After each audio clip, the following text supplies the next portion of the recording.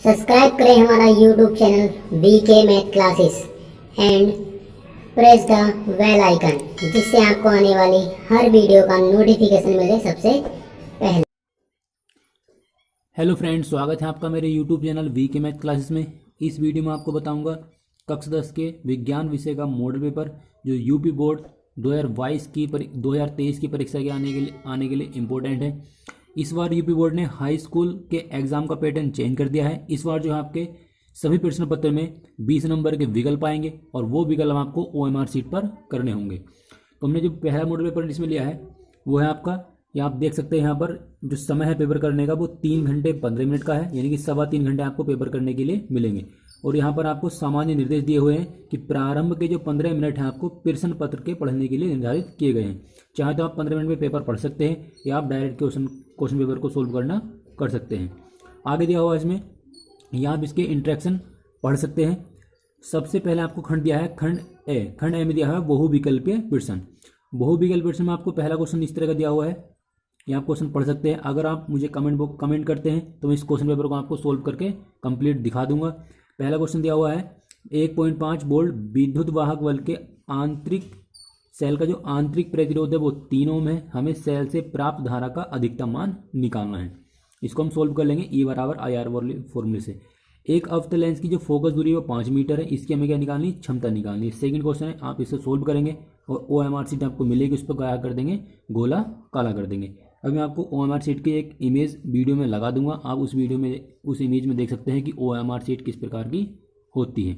अगला क्वेश्चन दिया हुआ है, आपके घर की टीवी में एक LED इंडिकेटर लगा है जो 0.75 वोल्ट एवं 100 मिली एम्पेयर पर कार्य करता है। इसकी शक्ति हमें निकालनी है।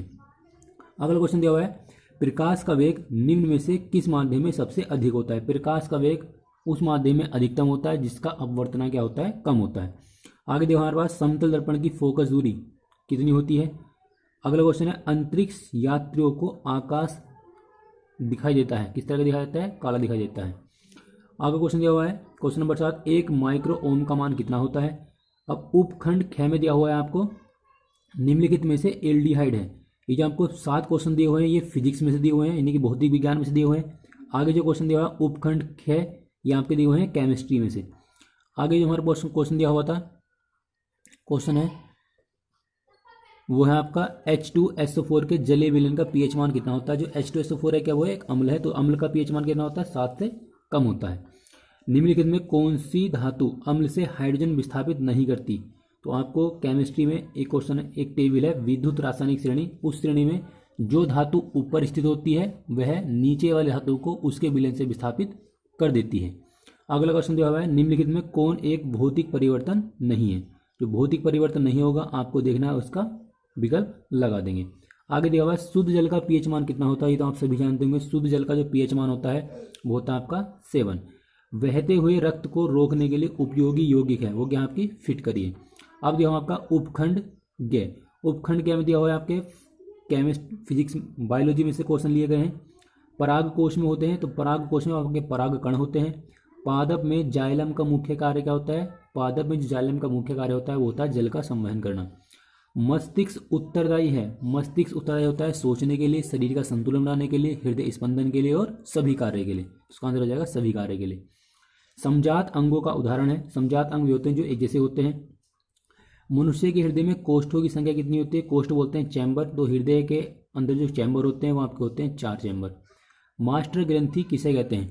तो जो मास्टर ग्रंथि होती है वो होती है आपकी पीयूष ग्रंथि को मास्टर ग्रंथि या मास्टर ग्लैंड कहते हैं। ईस्ट में अलैंगिक जनन होता है, किसके द्वारा होता है आपको ये बताना है।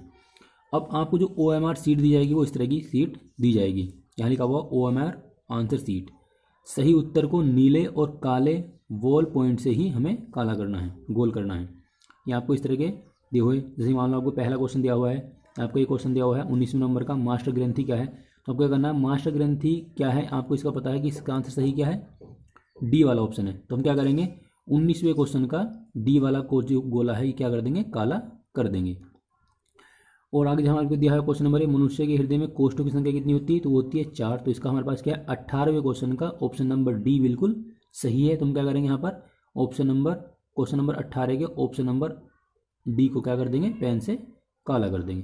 तो इस प्रकार से आपको OMR शीट को भरना है। अगर आपसे OMR शीट भरनी नहीं आती तो आपके एग्ज़ाम रूम में जो टीचर होंगे उनसे आप पता कर लें, अपने आप से गलत क्वेश्चन ना करें। ये है OMR शीट जो आप अपनी स्क्रीन पर देख रहे हैं। आगे जो नेक्स्ट क्वेश्चन आपको दिए होंगे पेपर में वो दिया हुआ है खंड व वर्णात्मक प्रश्न, यानी कि इनके क्वेश्चन आंसर आपको कॉपी में लिखने होंगे। 20 नंबर के आपके विकल्प हो जाएंगे, तो आपकी जो 50 नंबर की जो थ्योरी आएगी वो आपको क्वेश्चन पेपर की जो आपको नोटबुक मिलेगी, बुक मिलेगी, उसमें लिखने होंगे। जैसे पहला क्वेश्चन दिया हुआ है, एक छात्र कक्षा में श्याम पट पर लिखे, यानी जो ब्लैक बोर्ड है उस पर लिखे अक्षरों को ठीक से नहीं देख पा रहा है, तो इसके आंख में कौन सा दोष होगा और इसको हम किस प्रकार से दूर कर सकते हैं। यहाँ पर जो है 2+2 यानी कि 4 नंबर का क्वेश्चन है। आगे दिया हुआ है, कोहरे के समय वाहनों में सोडियम प्रकाश क्यों वांछित होता है। आगे क्वेश्चन दिया हुआ है, निम्न परिपथ में बहने वाली धारा का मान हमें निकालना है और सेल के सिरों पर हमें बोल्डता भी ज्ञात करनी है। इसके नीचे क्वेश्चन दिया हुआ है, प्रत्यावर्ती धारा एवं दिष्ट धारा में अंतर लिखना है, यानी कि AC करंट और DC करंट में क्या अंतर होता है। प्रत्यावर्ती धारा जनित्र का सिद्धांत हमें लिखना है और कार्यविधि को संक्षेप में समझाना है और आवश्यक चित्र भी बनाना है। ये जो क्वेश्चन आपका 6 नंबर का दिया हुआ है, यहाँ पर जो क्वेश्चन है वो 6 नंबर का दिया हुआ है।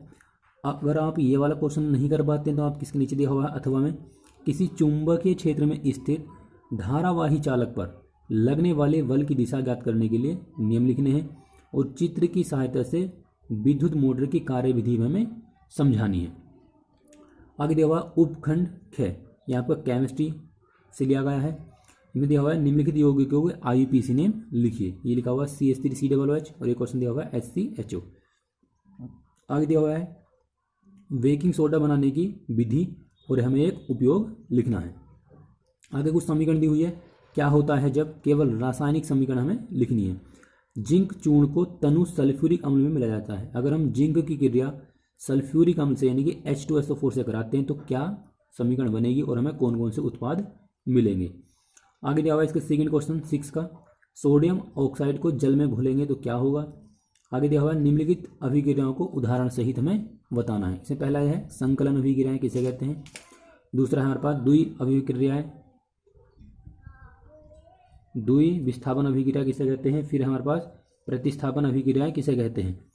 और क्वेश्चन नंबर 7 में अथवा में क्वेश्चन दिया हुआ है आपका, चांदी का एक तार CuSO4 यानी काबर सल्फेट के विलयन में अगर हम डुबोएंगे तो एक दूसरे बर्तन में एक तांबे का AgNO3 यानी कि सिल्वर नाइट्रेट के विलयन में डुबाया गया, तो दोनों बर्तनों में होने वाली अभिक्रियाओं के कारण को हमें समझाना है। तो आप ये वाले क्वेश्चन कर सकते हैं। ये आपको 3 क्वेश्चन दिए हुए हैं, संकलन अभिक्रियाएं, द्वि विस्थापन अभिक्रियाएं और प्रतिस्थापन अभिक्रियाएं। इन पर आप परिभाषा लिखेंगे और इनके एक एक एग्जाम्पल लिख देंगे। आगे हमारे पास उपखंड ग में ये आपको लिया हुआ है बायोलॉजी में से, रंध्र क्या होते हैं उनकी हमें उपयोगिता बतानी है। दंत क्षरण से आप क्या समझते हैं, क्वेश्चन नंबर 9 है। आगे हमारे पास प्रतिवर्ती क्रियाएं क्या होती हैं और नामांकित का चित्र बनाना है।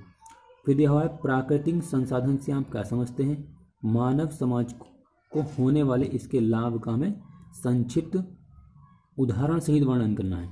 और आगे इसमें क्वेश्चन दिया हुआ है, अगर आपसे ये वाला क्वेश्चन नहीं हो पाता है एग्जाम में, क्वेश्चन नंबर 11, तो हम क्या करेंगे, क्वेश्चन नंबर 11 के अथवा में दिया हुआ है वृक्क यानी कि किडनी में मूत्र निर्माण की प्रक्रिया को हमें समझाना है, यानी हमें किडनी का नामांकित चित्र बनाकर उसको समझाना है। अगर आप इस पेपर की PDF डाउनलोड करना चाहते हैं तो उसका लिंक आपको मैं डिस्क्रिप्शन बॉक्स में दे दूंगा, आप वहां जाकर उस PDF को डाउनलोड कर सकते हैं। तो आई होप कि आपको वीडियो अच्छी लगी होगी। वीडियो अच्छी लगी तो वीडियो को लाइक करें, शेयर करें और मेरे चैनल को सब्सक्राइब करें।